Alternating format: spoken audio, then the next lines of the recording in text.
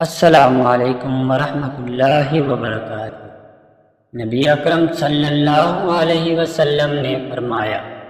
جب کسی شخص کے پاس دو بیویاں ہوں اور ان کے درمیان انصاف سے کام نہ لے تو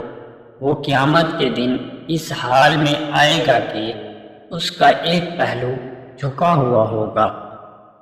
رسول اللہ صلی اللہ علیہ وسلم نے فرمایا،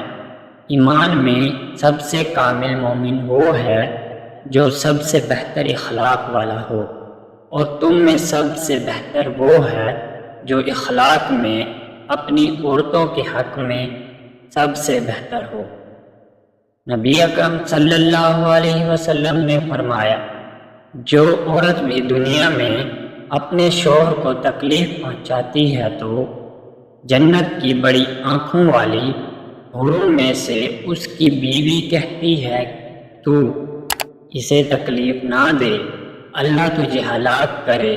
یہ تو ویسے بھی تیرے پاس بس مسافر ہے، قریب ہے یہ تجھے چھوڑ کر ہمارے پاس آ جائے۔